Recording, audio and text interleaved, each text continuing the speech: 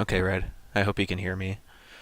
Uh, this is a voice lesson describing how to do a pick ban phase for a tournament style setting. First off, what is pick ban?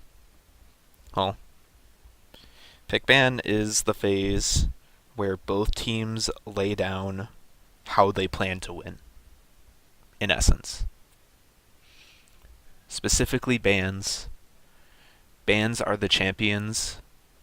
They're the characters that your team decides they cannot win against with how they plan to win the game.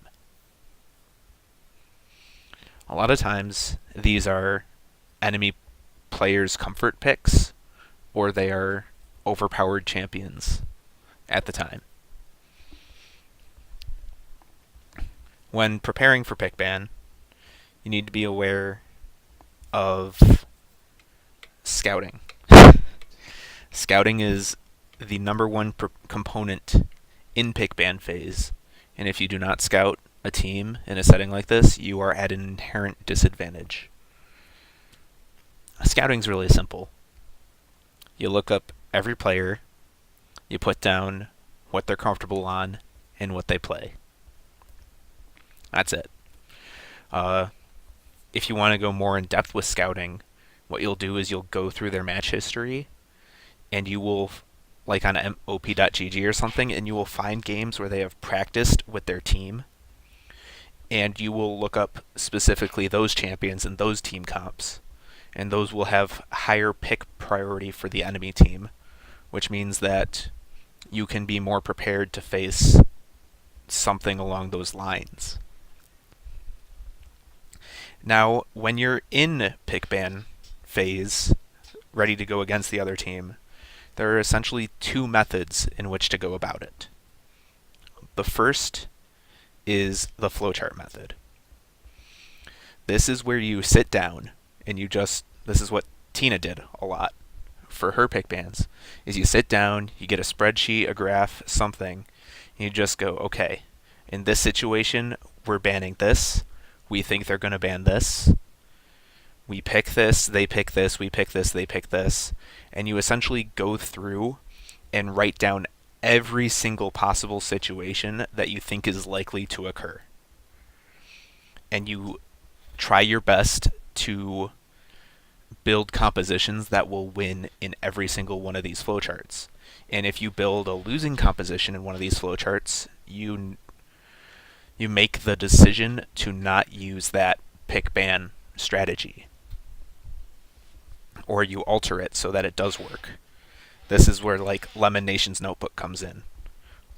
You sit down and you just have like, okay, we picked Nautilus, they picked Zach Victor. In that situation, we have these strategies planned. Let's go with this one. And then you run through all those. This is time consuming, and however, it has all of the preparation ahead of time. It puts less stress on you in pick ban phase. Strengths of this are you have spent more time thinking about the team you're going to face, and it puts less stress on you during pick ban phase because you already have everything planned out. Weaknesses are it's less flexible.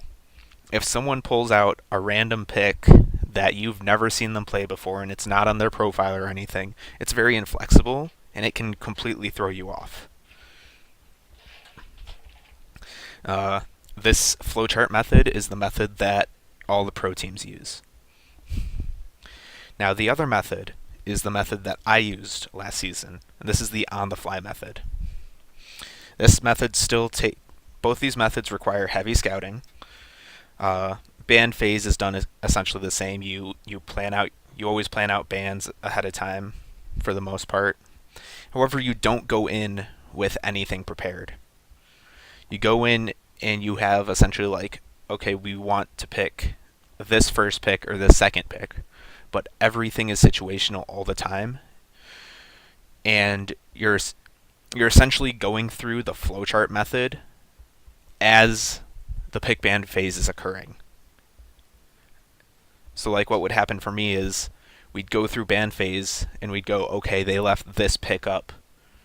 I think we want to pick this pick. So then we would grab that champion, say Poppy, we'd grab that champion, and then the enemy team would pick. And they would do their first rotation.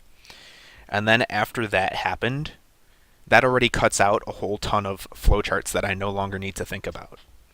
So then I would sit there and I would think about essentially the flowcharts that come out after that with those starting situations and think about what we want at that time that everyone's comfortable with.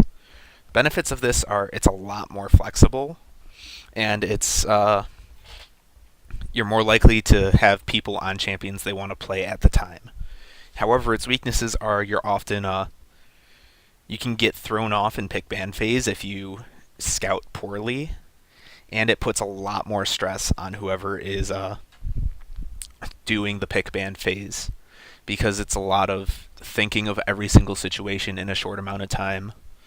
And as you noticed, I told people to shut up a lot of times in comms during pick ban phase because it requires a lot of focus and intense thinking.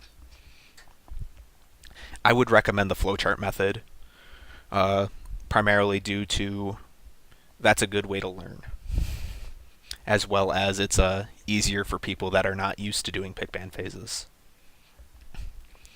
Now, building a composition. First off, you need to think about the playstyles available within both your team and the team you are facing. For example, your team is a team fight team primarily. However, with team fight, you can still rely on other win conditions. However, you have limited champion pools, so you need to think about the playstyles inherent within those champion pools and how they interact. At the same time, you need to be thinking about this for the other team as well.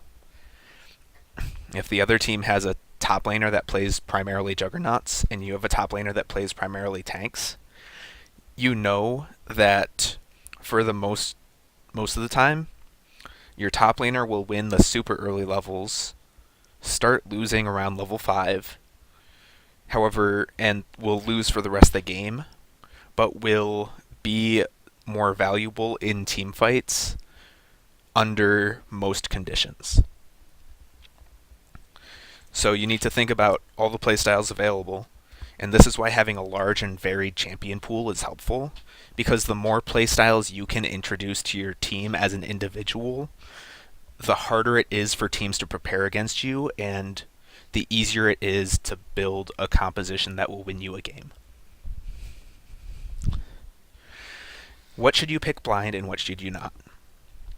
Well, you should always pick the champions that will give you the least percentage chance of losing. This is like contested picks, your Zyra, other like one-trick champions or mains. You can also do safe picks here. Like when you early pick or blind pick, you do not want something that is like, hey, Tryndamere's really weak against Teemo, but we have a good Tryndamere, so we're going to first pick Tryndamere. No, you don't do that, because it's too easy to counter, it's too easy to play around. So you need to safe picks, comfort picks. Like safe is the number one priority, and then like strength is number 2.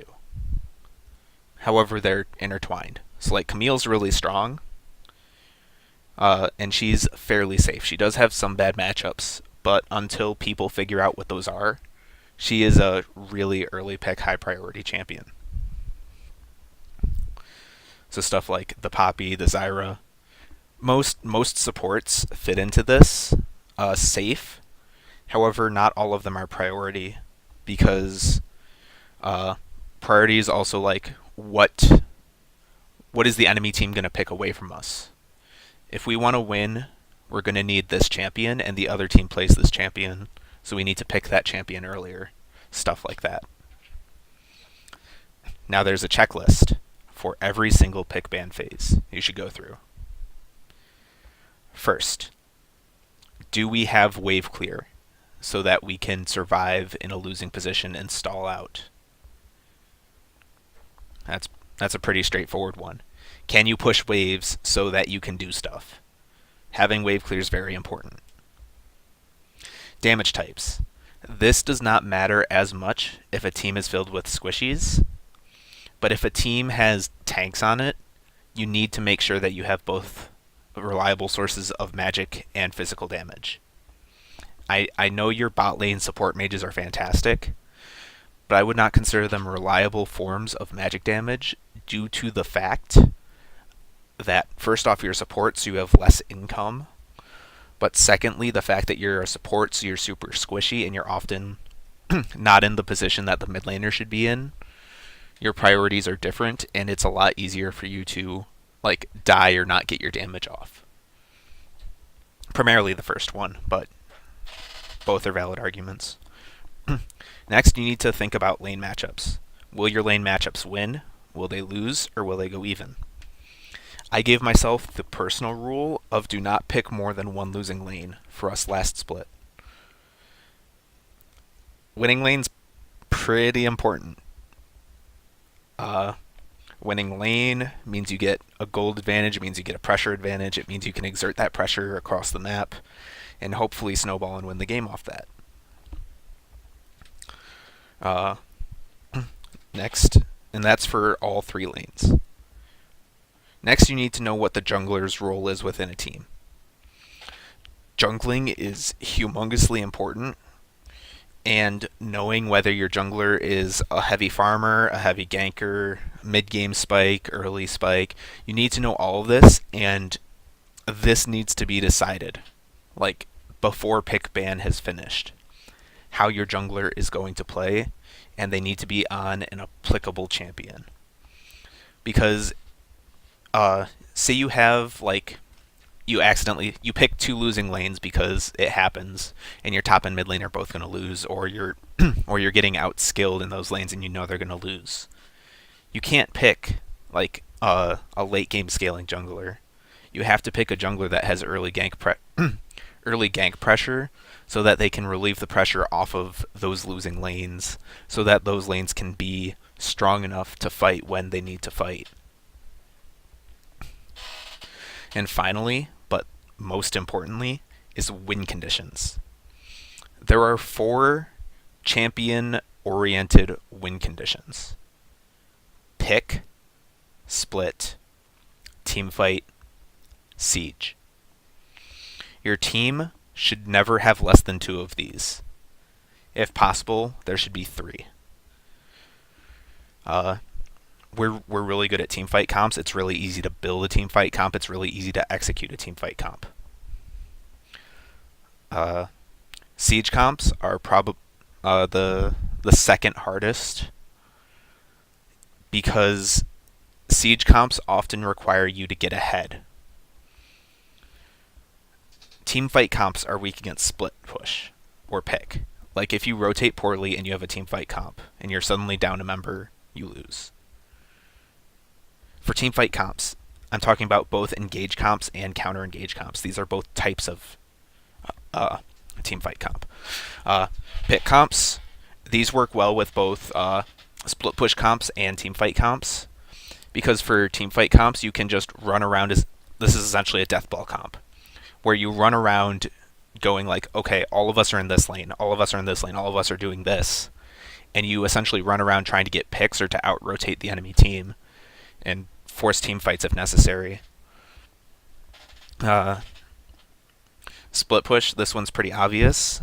If a split push is correctly executed, it's really hard to deal with.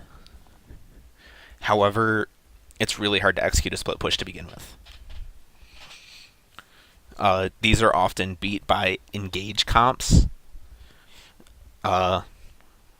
These can also be beaten out by having a stronger split pusher. Generally, when you have a split push comp, or you're facing a split push comp, you put extra effort into getting your split pusher ahead, or the enemy split pusher behind. Siege comps, pretty obviously, you need sorts of disengage in there, you need wave clear, you need long range tower damage stuff. How should you practice creating team comps? first off, this is just you get experience, you get better at it. Run through pick and ban. Like, have your team on one side and have some random team essentially a perfect team on the other side. Their champion pool is infinite, and you can pick whatever you want for any of their players, and they will play it competently. And you can set these up so it's like they're going to have a diamond support and jungle and like gold everything else. Or they're going to have diamond top and mid and gold everything else, or whatever you want. And what you have to do is you have to go, okay, we scouted these guys. They scouted us. These are their good players. We need to focus pressure against them. And then you can just practice building comps. Run through pick ban phase for both sides and take turns going, okay, I'm on my team. We're first pick. They left open my Zyra, so I'm going to first pick Zyra. Okay, they pick. They pick an Ashe Misfortune bot lane. They early pick that for some reason. And just go through the entire thing and then try to make it so you never pick a losing comp. Or try to see what comps you can build that will beat the comps you create for yourself. Another technique to practice is to build the compositions in a vacuum. Just go through and go, okay, this is our list of champions. I want to build this comp. And then you build that comp and you go like, okay, we have these champions. If we have these 5 champions, first off, how do we get these champions? And how do we prevent the enemy team from drafting a composition that beats ours? Which also requires thinking, what types of compositions would beat this team I built? And so on. And last but not least, watch pro games. Pro games should be starting up soon. I think Korea's already started up. I'm not exactly sure. LCK, maybe LPL started up. Go through and watch their pick ban and try to understand why they're picking, how they're picking, and what they're picking. And by understanding how they do pick ban and why they make the trade-offs that they do, you can better understand how to make trade-offs for yourself and for the team. And that's all I have for you. Feel free to leave me any questions.